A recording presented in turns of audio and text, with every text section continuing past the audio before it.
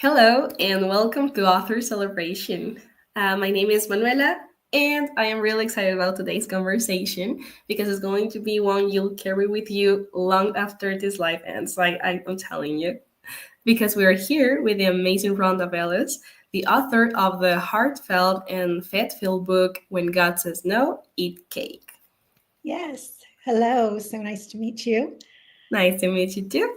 And if you didn't know, this book is for anyone who's ever wrestled with a divine no, a closed door, or a delayed prayer. And Rhonda brings such wisdom, authenticity, and joy to the conversation around disappointment and trust. So, Rhonda, let's kick this off the best way possible. Yeah. Can you share with us what this book is about and what led you to write When God Says No, Eat Cake? Yes. So I have been in plenty of seasons of no in my life.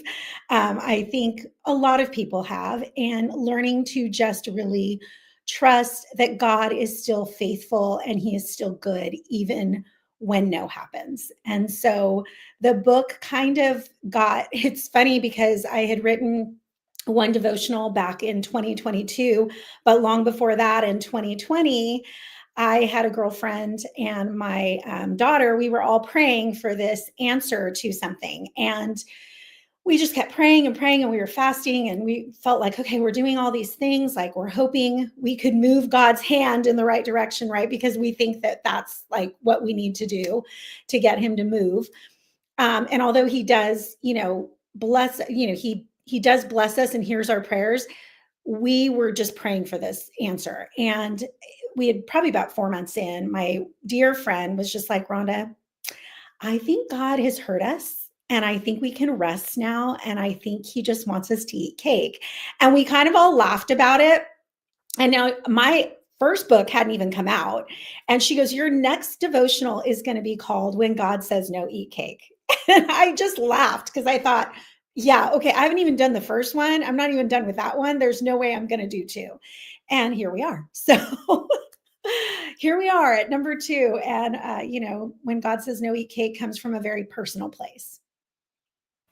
Well, thank you so much for sharing your personal experience with this and that story, because I think it's important to highlight the honesty and you're so honest about disappointment and Yeah. waiting on God in your book.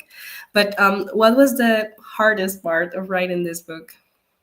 I think wrestling with my own faith and, the fact that like sometimes God says no and we don't see it as like, we kind of are a toddler and we kind of have our tantrum and we're like, but that's what I want. Like, why are you saying no to me? I don't get it. Like, I'm doing all the right things. I'm also a pastor's kid. So I grew up in a way where I was like, well, I've checked marked all these boxes, right? Good should happen to me because I've done all the right things. And I think a lot of times when you're walking in your Christian faith, you think, well, I've done it all right. So why is the answer no? And we just don't see everything God sees. We don't see the bigger picture.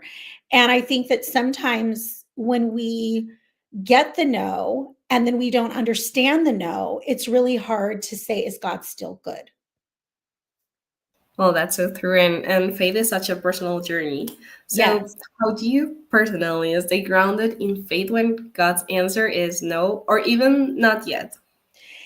Yeah, I mean, I think a lot of it was me just really being honest with God and getting real with him and knowing that like I can be angry with him, I can bring all of my emotions to him, that he's not some person on a throne like just waiting for me to mess up, but actually coming and holding hands with him and partnering with him and knowing that like it's okay to be disappointed and it's okay to cry and it's okay to like feel the weight of it. And I think in my very, very first chapter of the book, I talk about Habakkuk 3:17 and 19. And in that, he kind of is saying, like, the figs have no leaves and, the barns are empty, and yet I'm going to still rejoice in you. And so finding like joy even in the no, and like, okay, God, like if that door is closed, then there is something on the other side that has got to be better, and having that faith to be able to find joy in the midst. Yes, and I think it's also very important to count with God. But Yes. as you mentioned, sometimes the best response isn't frustration, but faith, Hmm. and maybe even cake. Yeah. So, can you Yes. talk about that shift in perspective? Yeah, I mean, I think it's kind of about a release, right? Like we hold stuff so tightly and we're like it's got to be this way and it's got to look this way. But what if we were really able to just say, "Here, I'm giving it to you." Like I'm giving it back to you and being able to celebrate that in the process. And when we were going through that very difficult time, the day that my friend said that was actually my daughter's birthday when she said that, and so we were physically eating cake. And there was something so symbolic about, okay, we have no idea what's on the other side of this, what we've been praying for. However, we're going to celebrate today and we're going to embrace today and eat cake and celebrate anyway. And so, really, I think it's just about not holding back our emotions and being able to say, like, I don't know what the end circumstance is going to be, but I do know that today, right now, in this very moment, I can be present here and still celebrate without knowing the unknown.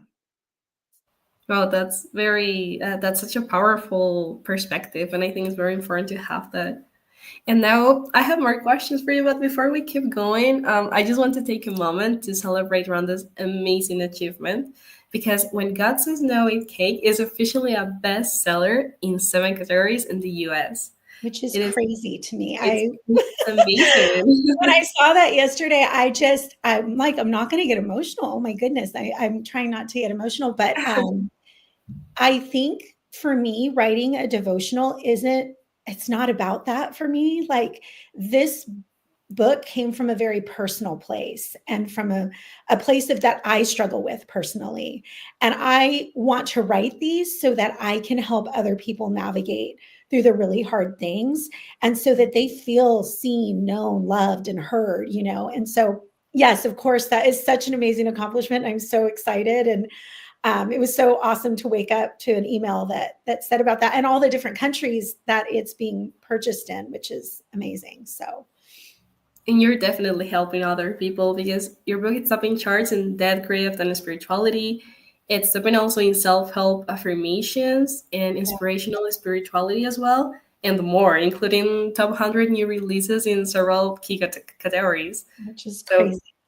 yeah, that's such a powerful sign. This Yeah, message is exactly what people need right now. So congratulations, Rhonda, thank for you. that.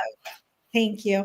And I love writing devotionals. Like to me, short reads, I tell people I personally, I'm a mom, I'm a wife, I'm a business entrepreneur. I have a lot of stuff on my plate. And so sometimes I just need like to be in my car and be able to pick up my devotional and read something encouraging and they're short. They're very short and then they give prompting questions along with a conclusion. So you're really able to actually start to enter into some of the hard questions, like asking yourself like, how does this make me feel? Like, why is God doing this? Like, those hard questions that some of us are scared to enter into because we feel like we're not allowed to ask those things.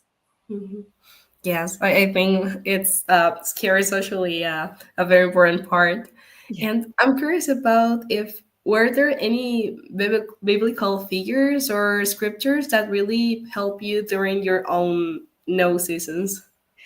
Oh, yeah. I mean, there's lots of scripture that I can talk about as far as no seasons. Like I said, Habakkuk 3. I am literally right now, I'm obsessed with Habakkuk. I've read it. It's only 3 chapters long, but I've probably read it 10 times within the last few weeks alone because I'm trying to really understand and get into the story and understand like Habakkuk is actually questioning God. I think a lot of times we feel like we can't question God. And he wants us to come to him in our vulnerability.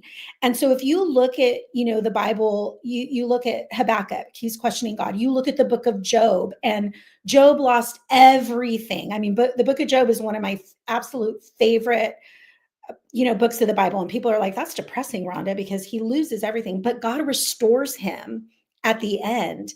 But it wasn't without a lot of questions throughout the book. And so I think, a lot of times people look at the Bible and look at scripture as if, it's something, these people are walking through and so close hand in hand. But there are so many instances within the Bible where they are questioning what God is doing and they don't understand it. And so I think a lot of what my book brings to the table is that those questions are where we should be entering into our place with God.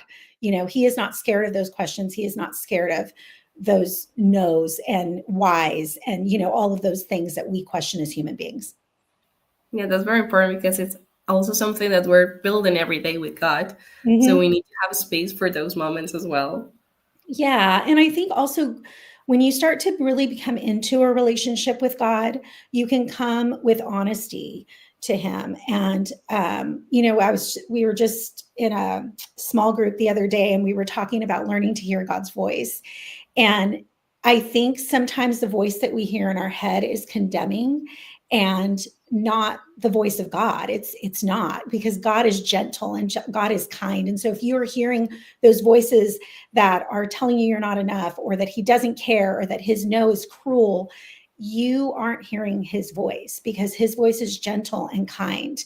And I think when we're able to grasp that, that's when we're really able to enter in to the goodness of God, even in the hard circumstances. And I've gone through really hard things. I mean, I had a daughter that passed away in 2002, and I was angry with God. I mean, I had a moment where I was like, I don't even know that I believe in you. I don't even know that I trust you. And I remember my dad being so clear and telling me, Rhonda, God is big enough for you to be angry at Him. And so I'll be honest. I mean, I don't think I prayed for probably like 3 weeks because I was so mad at God. And my dad just kept saying, it's okay. He's okay with that. He's all right with that. It's okay that you're mad. And I think that when we're able to get honest like that, that's when our true faith is developed. Wow, it's such a powerful message what you just shared. And now that we have this space, what do you hope women feel or take away after reading this book?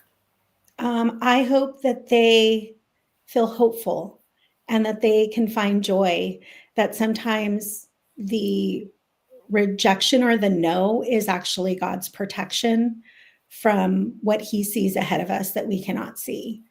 And I mean, really, that's the place that this book came from, because honestly, what we were praying for was a no from God. And now I am 5 years out from that experience, and I see God's restoration greater than what could have been. He gave us more than we could have asked for. So He restores, even if it's in the way we don't see it. And now that you mentioned joy, what does embracing joy look like for you right now, even in the midst of life's uncertainties? Like I said, I think being present in the moment, because it's so easy to fast forward into, the future. And I also love to study the brain and neuroscience. And, we know that our brain remembers past traumas. And so, really rewiring our brain to know that we aren't in that space anymore, that we are here and we are present in this very place right now. And we don't know what's going to happen in the future, and we can't change the past. So, just finding joy right now in this very, very moment that we're in. That's amazing. I will definitely carry that with me. I think it's important to see the different ways of experiencing joy. Yes. So, Rhonda, thank you so much for showing us that joy can coexist with disappointment and that sometimes cake is holy as well. Yes, it is. And now to everyone watching, go grab your copy of When God Says No, Eat Cake, because it is available now on Amazon. And whether you're in a waiting season, a letting go season, or just looking for peace, I think that this book will bless you for sure. Yes. Well, thank you so much for having me on today. Thank you for joining us, and thank you all for joining us on Author Celebration, and we'll see you next time. Bye. Bye. Thank you.